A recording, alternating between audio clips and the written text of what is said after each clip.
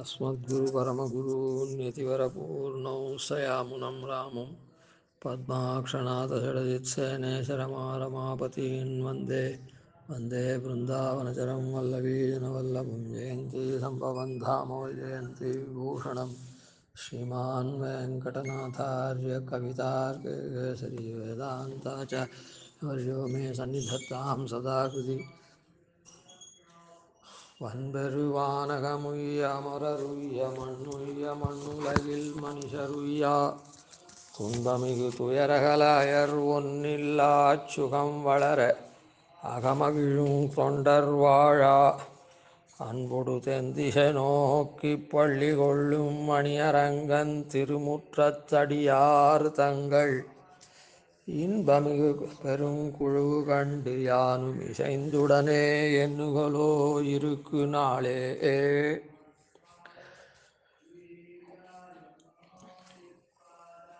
நாம் உத்தர கிருத்தியத்தில் எம்பெருமானை எப்படி அனுபவிச்சுண்டு காலத்தை நாம் தள்ளணும், காலக்ஷேபம் பண்ணணும் அப்படின்றத சாய்க்கிற பிரகரணத்தில் வாசித்தும் கேட்டும் அப்படின்றதுலேருந்து ஆரம்பித்து இருளிரிய திருமொழியிலே சொன்னா போல ஊனேறு செல்வத்து திருமொழியில் சொன்னா போலவும் வீணாஹம்சியில் சொன்னா போலவும் இருந்து நம்முடைய ஸ்வரூபான் ரூபமாக பண்ணணும் அப்படின்றத சுவாமி தேசிகன் சாதிச்சிருக்கார். அந்த வகையில் இருளிரிய பதிகத்தில் குலசேகராழ்வார் எப்படி பாரிச்சார், எம்பெருமானை எப்படி கண்ணால் கண்டு காணணும், என்னைக்கு காண போகிறேன், அதே போல் வாயால் என்னைக்கு வாழ்த்த போகிறேன், தலையால் என்னைக்கு வணங்க போகிறேன், கையால் பூவை பறித்து எப்படி அர்ச்சிக்க போகிறேன், என்னைக்கு அர்ச்சிக்க போகிறேன், இப்படின்னு பலவிதமாக அப்புறம் பாரிக்கிறார். அதுக்கு நாம் ஏன் அந்த மாதிரி பண்ணணுன்றதுக்கும் முதல்ல ஆதிசேஷன் பிரம்மா பெருமாளுடைய உபகாரம், அதுக்கப்புறம் பிரவிற்த்தி நிவர்த்தி தர்மபராளாக இருக்கக்கூடிய நாரதாதிகள், தும்புருகள், அதுக்கப்புறம் பிரவிற்த்தி தர்மபராளாகவே இருந்து இந்த லோகத்தில் இன்பத்தையே தூய்ச்சுட்டு இருக்கக்கூடிய ஏனைய அமரர்கள், ஒவ்வொன்றுத்துக்கும் நான் எப்படி இருக்கணும் அப்படின்றதுக்கு அவளெல்லாம் உதாரணம் எடுத்து அவளெல்லாம் சேவிக்கக்கூடிய பெருமாள் திருவரங்கத்தில் எழுதியிருக்கான். அந்த பெருமாளை நான் இந்த மாதிரி என்றைக்கு நான் அவளை போல் நானும் இந்த மாதிரி அனுபவிக்க போகிறேன் அப்படின்னு. அதனால் அதுக்கப்புறம் பரமைகாந்திகள் மாத்திரம் இல்லை, அதுக்கப்புறம் ஏகாந்திகள்லாம் எப்படி சேவிக்கிறார். ஏகாந்திகள்னால் பரமைகாந்திகள்னு சொன்னால் பெருமாளை தவிர வேறு ஒன்றும் விரும்பாதவா, இங்கே இருக்கிற நாள்லேயும் பெருமாளால் என்ன அவளுக்கு கொடுக்கப்படுறதோ பிராரப்த கர்மவசாத் அதையே போக்கியமாக ஏற்றக்கூடியவா. ஏகாந்திகள் அப்படின்றவா பெருமாளையே தொடரவா. ஆனால் இங்கே இருக்கிற நாளில் இங்கே வேண்டியதானே செல்வாதிகள்லாம் இருக்க, புத்திரமித்ராதிகள்லாம், அதெல்லாம் எம்பெருமானிடத்தில் பிரார்த்தித்து அதை அவனுக்கு நன்னா கைங்கரியம் பண்ணுறதுக்காக, அது கூட தனக்கு மாத்திரம் இல்லை, தனக்கு வேணும்னு பிரார்த்திக்கிறதும் அது எம்பெருமானுடைய கைங்கரியத்துக்காக அப்படின்னு பிரார்த்திக்கிறவா ஏகாந்திகள். பரமேகாந்திகள் அப்படி இல்லை, அவன் என்ன கொடுத்தானோ அதை வச்சு பண்ணுவோம். அதாவது நாவல்பாக்கம் சுவாமி பெருமாள கோவில் சுவாமின்னு பிரசித்தி. பெருமாள கோவிலில் அவர் எழுதினதுனால, காஞ்சிபுரத்தில் எழுதினதுனால நாவல்பாக்கம் சுவாமி, நரசிம்மாச்சார் சுவாமி, நரசிம்மாரிய மகாதேசிகன் அப்படின்னு. இப்போ சமீபத்தில் இருந்த ஐயாத்து சுவாமி அப்படின்னு சொல்லக்கூடிய ஐயா தேவநாதா சுவாமிக்கும் சுவாமி, அவர் நித்தியம் உஞ்சிவர்த்தி பண்ணி திருவாராதனத்தை பண்ணியிருந்தார். பெருமாளுக்கு ஒரு நாள் மழை, உஞ்சிவிருத்திக்கு போக முடியாது, மேகச்சந்தமாக இருக்கிற போது மழை வேறு. அதனால் உஞ்சிவிருத்திக்கு எழலை. அன்றைக்கி பெருமாள் உஞ்சிவிருத்தி பண்ணாததுனால பெருமாளுக்கு வைஷ்ணதேவம் இல்லை. அப்படின்னா என்ன அர்த்தம்? அன்னம் பண்ணலை. உஞ்சிவிருத்தியில் வர அரிசியை கொண்டு தளியை பண்ணி பெருமாளுக்கு நிவேதனம் பண்ணணும், வைஷ்ணதேவம் பண்ணணும், அப்புறம் அனுயாகம் தானும் அம்சேயணும். அன்றைக்கி இல்லாததுனால இல்லை. அந்த சுவாமி ஒரு வீதியில் ஏழினார்னா, எல்லோரும் வீதியில் ஏழினா என்ன பண்ணுவான்னா, அப்படியே போய் ஒரு பிரதட்சணம் போகிறா கோவில், அந்த வீதியில் போகிறா, இல்லை இன்னொரு வீதி, ஒவ்வொரு நாளைக்கு ஒவ்வொரு வீதி போகிறான்னா அந்த வீதியில் போயிட்டு அப்புறம் வந்துடுவா. அதில் கொஞ்சம் கூட கிடைக்கலாம், அதை மறுநாளைக்கும் வச்சுக்கலாம். ஆனால் இந்த சுவாமி எவ்வளோ வேணுமோ அது பர்யாப்தமாக வந்துடுத்துன்னா அப்படியே பாதியிலே திரும்பிடுவார்.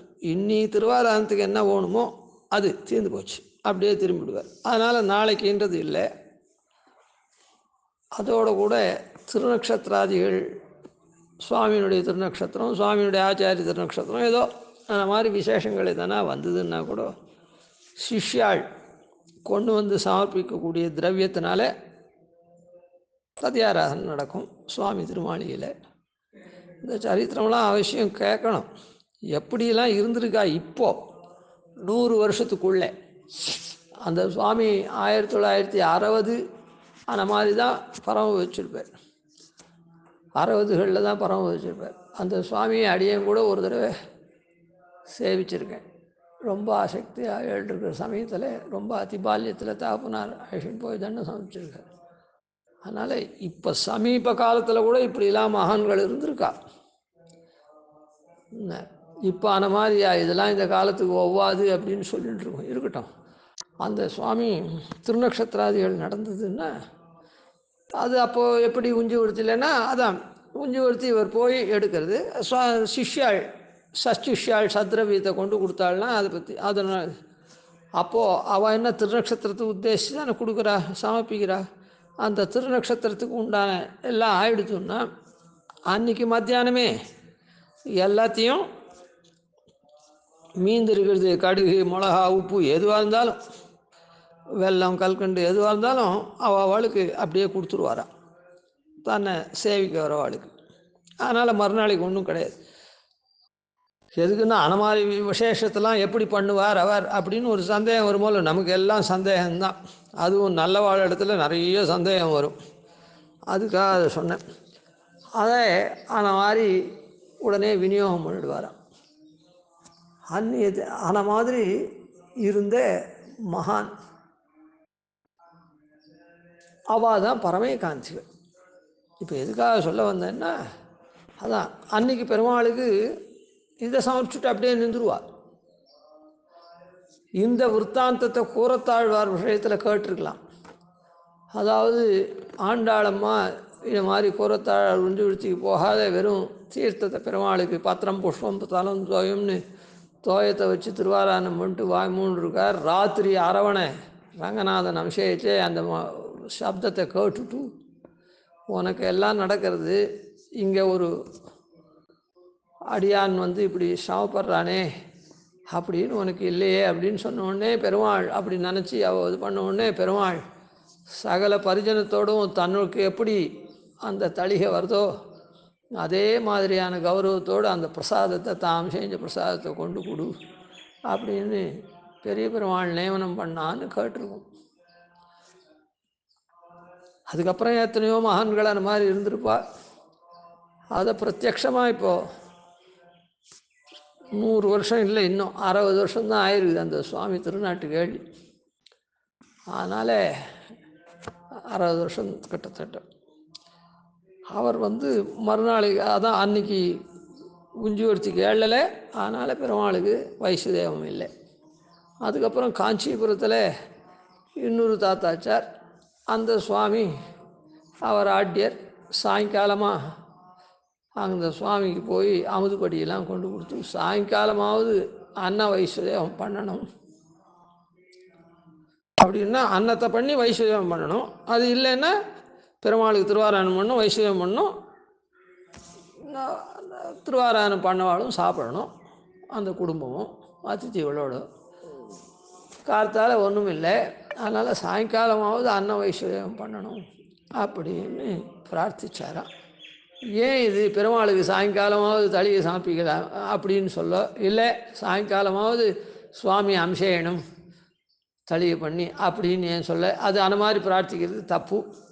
சுவாமி அம்சேயனும்னு சொன்னால் பெருமாளுக்கு அம்சேயம் பண்ணிட்டு தானே பண்ணணும். அதனால் அப்போது சாயங்காலமாவது பெருமாளுக்கு தளியை சமர்ப்பிக்கணும் அப்படின்னு சொல்லலாமே, ஏன் வைஸ்வதேவத்தை சொல்லணும்? சாயங்காலமாவது அன்ன வைஸ்வதேவம் நடக்கணும் அப்படின்னு பிரார்த்திச்சார். அப்படின்னா ஏன் வைஸ்வதேவன்னா, அதாவது வைஸ்வதேவம் பண்ணக்கூடிய அதிகாரிகளாக இருக்கக்கூடிய கிரகஸ்தாள், பிரம்மச்சாரியும் கிடையாது, சன்னியாசியும் கிடையாது, அவள்லாம் பிக்ஷை வாங்கிக்கிறவா. அதனால் அவளுக்கு வைஸ்வதேவம் கிடையாது. அவளுக்கு போடுறவா இவள் வைஸ்வதேவம் பண்ணலைன்னா அந்த அன்னத்துக்கு தோஷம். பெருமாள் அம்சைஞ்சா கூட, அதனால் பெருமாளுக்கு அம்சை பண்ணணும் அன்னத்தை அப்படின்னு சொல்கிறத காட்டிலும், விஞ்ஞாபிக்கிறத காட்டிலும் அன்ன வைஸ்வதேவம் பண்ணணும் அப்படின்னு சொன்னால் பெருமாள் அம்சைஞ்சு தான் வைஸ்வதேவம். அதான் பெருமாள் அம்சையணும்னு சொன்னால் வைஸ்வதேவம் உண்டு இல்லைன்னு ஒரு சந்தேகம் வரும். அதனால் பெரியோர்கள் என்னன்னா எது பிராதானியமோ அதை சொல்லுவாள். அதுக்காக அந்த சுவாமி பண்ண மாட்டார்னு அர்த்தம் இல்லை, நமக்கெல்லாமும் இது தெரியணுமோ இல்லை, வைஸ்வதேவம் முக்கியம்ன்றதுக்காக. அதனால் அன்ன வைஸ்வதேவம் சாயங்காலம் ஆவது பண்ணணும் அப்படின்னு பிரார்த்தித்து சமைச்சிட்டு வந்தார் அப்படின்னு சொல்லு அவருடைய சரித்திரத்தில் சொல்கிறார். அவள் பரமேகாந்திகள்.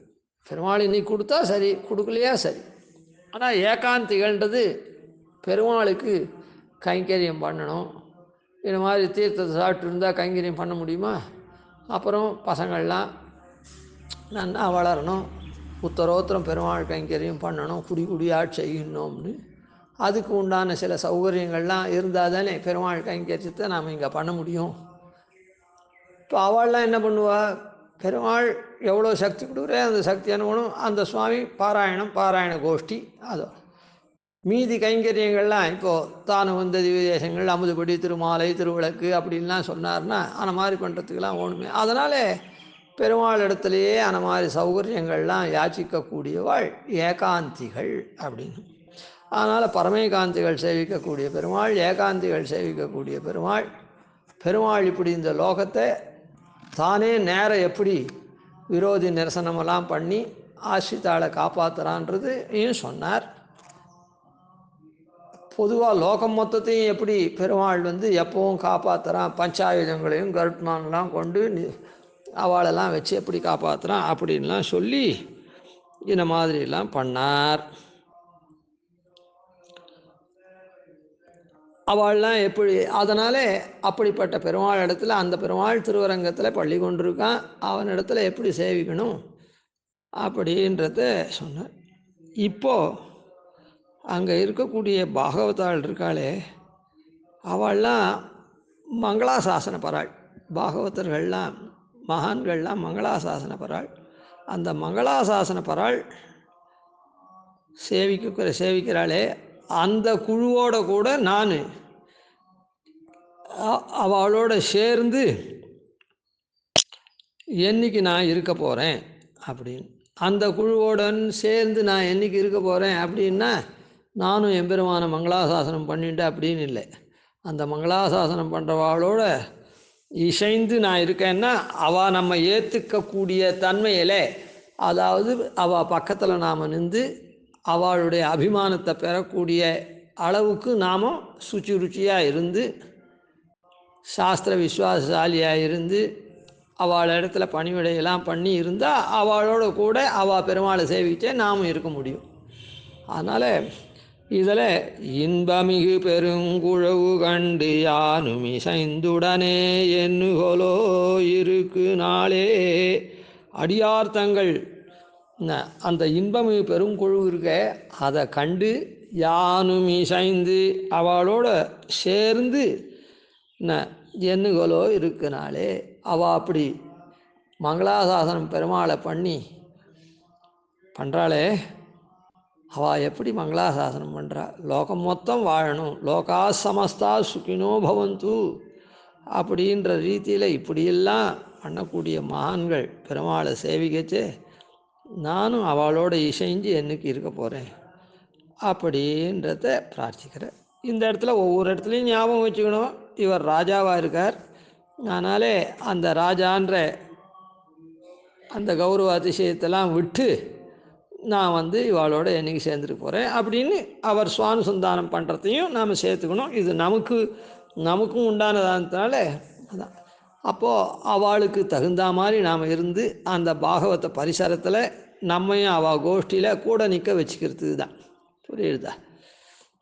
அந்த மாதிரி அவளுக்கு கைங்கரியம் பண்ணக்கூடிய யோக்கியத்தில் இருந்தோம்னா அவளோட கூட நாமும் பண்ணலாம்.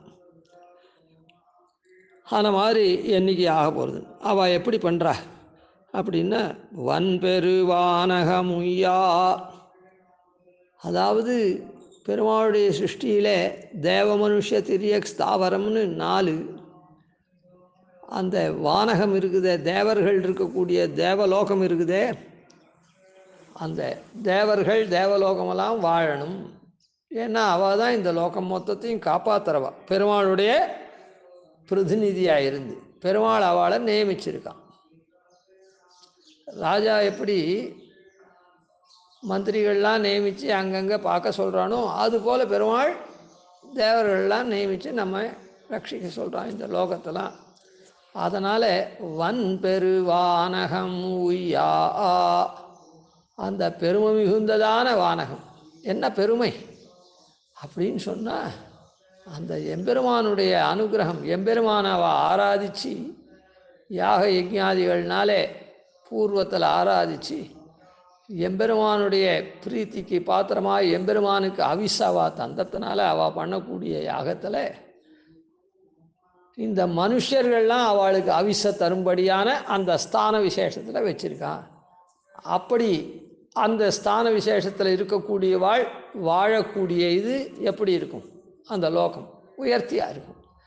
அதனால் பெருமை மிகுந்ததான வன் பெரு வானகம் உய்யா, பெரு வானகம் உய்யா, அது வாழும்படியாக எம்பெருமான் எழுந்தள்ளிருக்கான். அந்த மாதிரி எப்பவும் அனுகிரகிச்சுட்டு இருக்கணும் அப்படின்னு பிரார்த்திக்கிறார். வன்னு சொல்லிருக்கே, அதுக்கு என்ன வன்மை அப்படின்னு சொன்ன, அதாவது மகாபிரளய காலத்தில் தான் எல்லாம் ஒன்றும் தேவும் உலகும் உயிரும் மற்றும் யாதும் இல்லான்னு மகாபிரளய காலத்தில் போயிடும். இந்த நைமித்திக பிரளயமெல்லாம் இருக்குதே, அவாந்தர பிரளயமான நைமித்திக பிரளயம், அதாவது பிரம்மாவனுடைய பகல் போது முடிஞ்சதுன்னா ராத்திரி போதில் ஏற்படக்கூடிய நைமித்திக பிரளயம், அது இந்த பூலோகம் புவர்லோகம் சுவர்லோகம்தான் அழியுமே தவிர ஜனலோகம் தப்போலோகம் சத்தியலோகம் அழியவே அழியாது. அது அப்படியே இருந்துட்டுருக்கும்.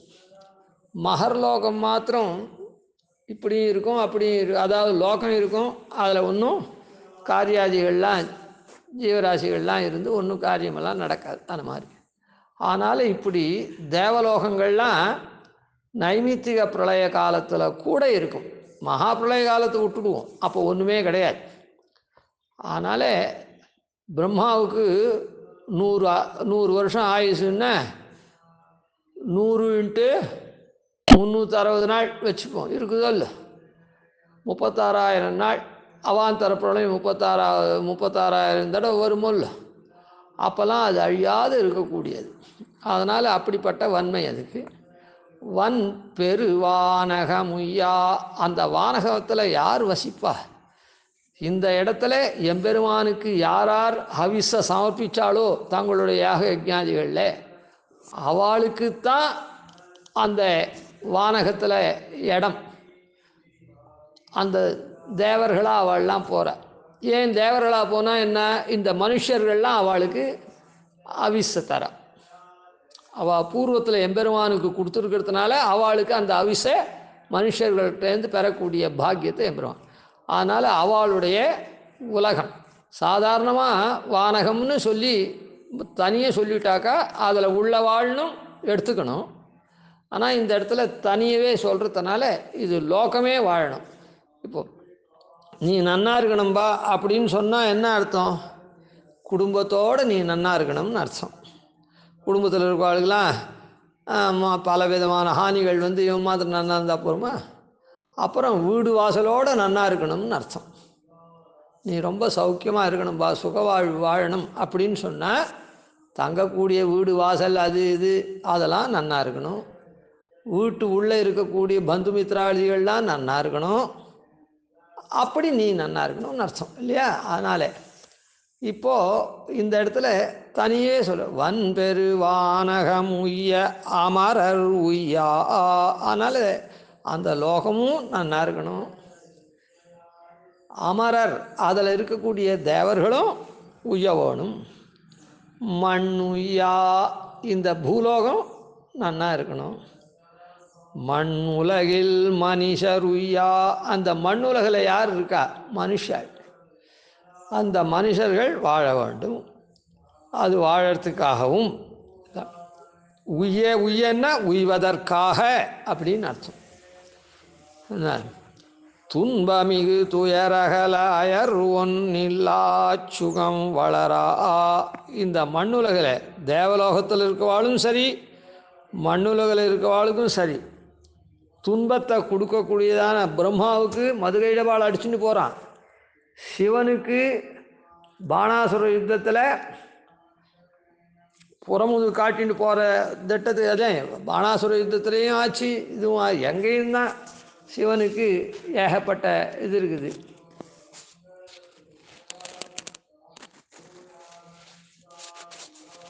அதுக்கப்புறம் இந்திரனுக்கு கேட்க வேண்டாம், அங்கங்கே அப்பப்போ அசுரர்கள்னாலாம் அவளுக்கு தொந்தரவு வருது. அதனால் துன்பம் மிகுந்த துன்பம், மிகுந்த துன்பம். பிரம்மாவுக்கு வேதம் கொடுத்தோன்னா தன்னுடைய காரியமே பண்ண முடியாது, பிராஜாபத்தியமே பண்ண முடியாது, பிரஜைகளை சிருஷ்டிக்கிறதே. அந்த மாதிரி துன்பம் மிகுந்த துன்பத்தை கொடுக்க, அந்த துன்பம் அதுக்கு உண்டான துயர் அகலா. ஏன் அந்த மாதிரி வருது அந்த துன்பம் அப்படின்னா? பாப்பம் இருக்குது, அதை பாப்பம் போகணும். பாப்பம் போனால் தான் அது வரும். அப்போ பாப்பம் போகிறதுக்கு என்ன பண்ணணும்? அவளுடைய கர்மாக்களை ஒழுங்காக பண்ணணும். அப்போ தான் பாபம் போகும். பாப்பம் போச்சுன்னா துன்பம் வராது.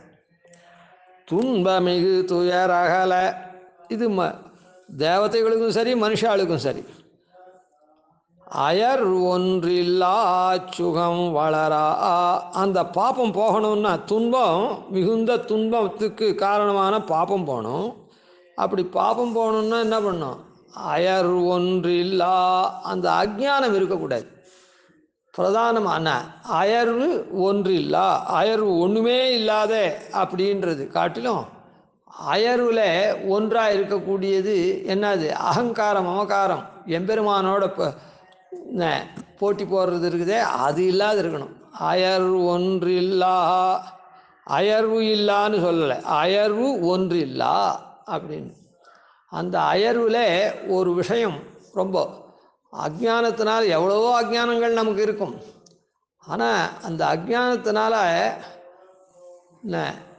ஒப்பற்றதாக இருக்கக்கூடிய அகங்காரம் மமகாரம். அதாவது இப்போ ஞானம் ஒருத்தனுக்கு இருக்குதுன்னு வச்சுக்கோங்க, அவனுக்கு அந்த ஞானத்தினுடைய சாரம் தெரியாது. கொஞ்சம் கொஞ்சமாக 1வது படிக்கிறான் ஒருத்தன், பிஹெச்டி படிக்கிறான்னா, பிஹெச்டி படிக்கிறவன் ரிசர்ச் பண்ணிருக்கான். 1வது படிக்கிறவனு என்ன தெரியும்? கொஞ்சம் போகிறது தான் ஞானம் வரும். அவனுக்கு இருக்கிறது வராது. அவனுக்கு இருக்கக்கூடிய சாராம்சம் இவனுக்கு வராது. ஆனால் இந்த அஜ்ஞானத்தில் வரச்சே மாத்திரம் சாராம்சம் எல்லாருக்கும் வந்துடும். முன்ன 1வது படிக்கிறவனுக்கு வந்துடும், பிஹெச்டி படிக்கணும். என்ன சாராம்சம்? நான் நான் நான் அகங்கார மமகார பிண்டமாக எல்லாரும் இருப்பான்.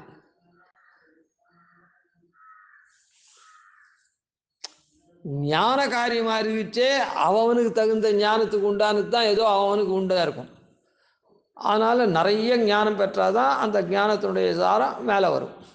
ஆனால் இந்த அஜ்ஞானத்தினால விளையக்கூடியதான இருக்குது பாருங்கள், அது எது ரொம்ப தீவிரமான அஜ்ஞானத்தில் உயர்ந்த அஜ்ஞானத்தில் உயர்ந்ததுன்னா என்ன அர்த்தம்? அதாவது அஜ்ஞானத்தினுடைய எல்லையில் எது உண்டாகுமோ அது தானாக வந்துடும் முதல்லையே. அது அதனால் அயர்வு ஒன்றில்லா சுகம் வளரா. அந்த அஜ்ஞானம் அயர்வுன்னா அதில் அந்த ஒப்பற்றதாக இருக்குதே அஜ்ஞானத்தில், அது அகங்காரம் மமக்காரம் அது இல்லாதபடியானே, எந்துன்னு சொல்லாதபடியான அயர் ஒன்றில்லா சுகம் வளர அது இருந்துடுத்துன்னா, அப்படிப்பட்ட சுகம் அயர் ஒன்று இல்லாத கொடுத்துன்னா சுகம் தானாக வளரும். அப்போது துயர் போயிடும், துன்பம் இல்லாதிருக்கும். அன்போடு இதுக்காக அகமகிழும் தொண்டர் வாழா.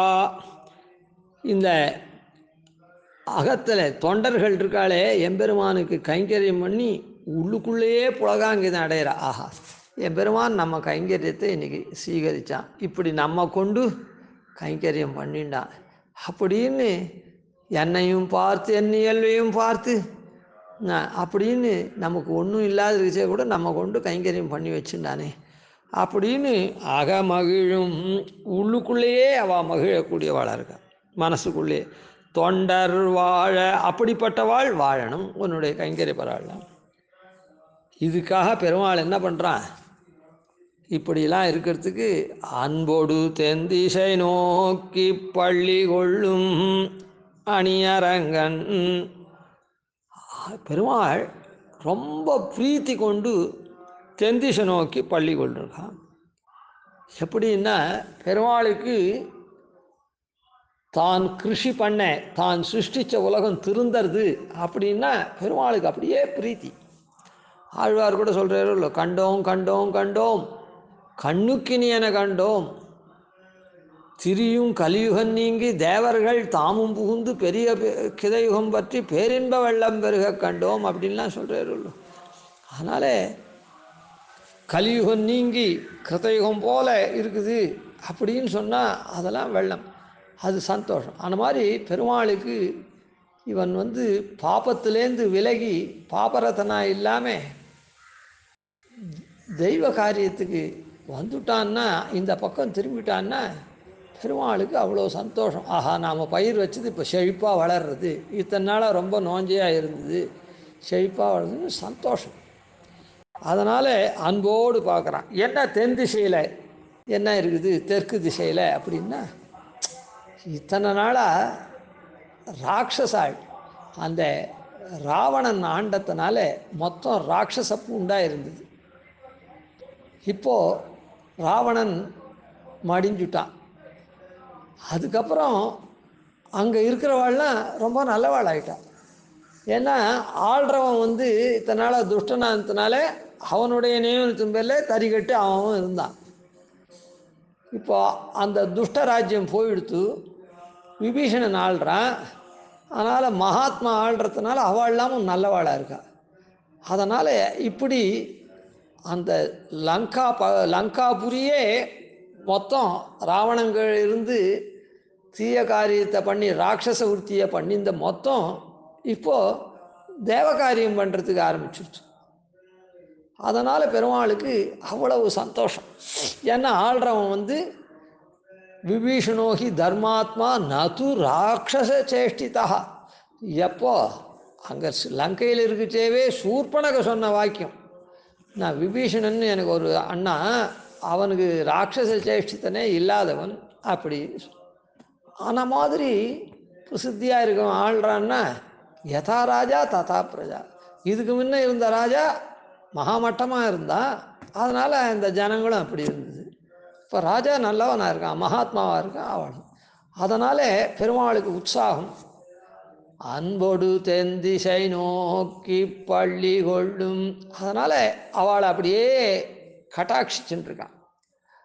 அணியரங்கன் திருமுற்றத்து. இப்படி அந்த அணியரங்கன் திருமுற்றத்தில் அடியார்கள்லாம் நீ வன்பெரு வானகம் உய்ய, அமரர் உய்ய, மண் உய்ய, மண்ணுலகில் மனுஷர் உய்வதற்காக துன்பமிகு துயரகல அயர் ஒன்று இல்லா சுகம் வளர அகமகிழும் தொண்டர்கள்லாம் வாழறதுக்காக நீ அது லங்கையை நோக்கி, அதாவது நீ இப்படி தெரிஞ்சுண்டு வரக்கூடியவாழ அப்படி கட்டாட்சிக்கிறியே, அப்போது திருத்தியோட கட்டாட்சியை ஏற்கனவே உன்னுடைய அருள் பெற்று இப்படிலாம் நன்னா இருக்காளே அவள்லாமும் வாழறதுக்காக நீ அப்படின்னு மங்களாசாசனம் பண்ணக்கூடிய திருமுற்றத்து அடியார் தங்கள் அப்படி இருக்கக்கூடிய பாகவதாள் அடியவர்கள் இருக்காளே தங்கள் இன்பமிகு பெரும் குழு கண்டு அந்த அடியார்கள் எப்படி இருக்கா? இன்பத்தோடு இருக்கா. இங்கே வாழணும்னு சொல்கிறதெல்லாம் ஏதோ கஷ்டத்துலேருந்து அவன் கஷ்டம் போய் நன்னா வாழணும்பா அப்படின்னு பிரார்த்திக்கலை. புரியுதா? பகவத் சங்கல்பத்தில் எல்லாம் அது பெருமாள் சிருஷ்டி பண்ணியிருக்கான். அதனால் எல்லாம் இருக்குது. அதெல்லாம் வாழணும்னா என்ன அர்த்தம்? அதெல்லாம் நன்னா வாழ்ந்துட்டுருக்கு உன்னுடைய அனுகிரகத்தினாலே. உன்னுடைய அனுகிரகத்தினால்தான் லங்காபுரியில் அதை நீயே கட்டாட்சிக்கிற. அப்படி இருக்குச்சே இவா எல்லாரும் அப்படின்னு சொல்லிவிட்டு இன்பமிகு அவள்லாம் ரொம்ப ஆனந்தமாக பெருமாளை மங்களாசாசனம் பண்ணுறாள். மேலே மேலே அது அப்படியே அபிவிருத்தமாகணும் அப்படின்னு. இன்பமிகு பெரும் குழு கண்டு அவளை சேவித்து யானும் தூரத்துலேருந்து சேவிச்சா மாத்திரம் போராது. அவள் அவள் பரிசரத்தில் என்னையும் சேர்த்துக்கணும். வாடா கூட நின்றுக்கோ. சுவாமிகள்லாம் இப்போது ஐஷிங்கர் ஏழ்றார், இன்னும் ஆச்சாரியன் ஆண்டவன்லாம் ஏழ்றார் சன்னதி மங்களாசாசனத்துக்குன்னா உடனே சிஷ்ய வர்க்கங்கள்லாம் கூட போய் பெருமாளை சேவிக்கிறார். இந்த மாதிரி ஐஷிங்கர் மங்களாசாசனம், ஆண்டவன் மங்களாசாசனம் அப்படின்னு சொல்லி இப்போ திருமலையில் இது மாதிரி மங்களாசாசனம் பண்ணிச்சே நூற்றுக்கணக்கான சிஷ்யர்கள் கூட வருவா அப்படின்னு சொல்லி அவளுக்கெல்லாமும் தேவஸ்தானத்தில் அதை அவகாசம் ஒதுக்கி பெருமாளை சேவை பண்ணி வைக்கிறார். அந்த மாதிரி அழியன் நம் பயல்னு நம்ம அனுகிரகம் பண்ணி வா பெருமாளை நான் சேவிக்க போகிறேன் நீயும் கூட வா அப்படின்னு அந்த பரிசரத்தில் நம்ம எப்படி வச்சுக்க போகிறோம். அந்த மாதிரி இன்பமிகு பெருங்குழு கண்டு மாத்திரம் இல்லை, தூரத்துலேருந்து யானும் இசைந்து நானும் அவளோடு சேர்ந்து உடனே எண்ணுகளோ இருக்கு நாளே அவளோட கூட என்னைக்கு நான் இருக்க போகிறேன் அப்படின்னு பிரார்த்திக்கிறேன். அதனால் ரொம்ப வசதியானது என்னதுன்னா பெருமாளை பாகவதாள் சேவிக்கிறாளே அந்த சேவிக்கிற பாகவதாளோட கூட நாமும் போய் இருந்து பெருமாளை சேவித்து அந்த பாகவதாள் பரிசரத்தில் இருந்து பாகவதாளுக்கு கைங்கரியம் எப்போ பண்ண போகிறேன். அதுதான் பகவத் கைங்கரியம். பாகவத கைங்கரிய பர்யந்தம் போகணும் எல்லா நிலமாக புருஷார்த்த காஷ்டை. அதனாலே இது யானும் இசைந்துடனே எண்ணுகளோ இருக்கு நாளே 10 பாசுரத்தில் இது பண்ணிட்டார். 11வது பாசுரத்தில் அதை இது பலஸ்ருதி சொல்லி முடிக்கிறார். நாளைக்கு அது கவிதார்க்கே சிம்ஹாய கல்யாண குணசாலினே ஸ்ரீமதே வெங்கடேசாய வேதாந்தகுரவே நமாதிவன்ஷோபாதீனிதிவர்யான் பஜே நிஷம் ஸ்ரீரங்கபூர்வசரிதித்யதீசானபதாஸ்ரீம் ஸ்ரீவத்சம்சலகம் வந்தே ஸ்ரீகிருஷ்ணதேசிகம்.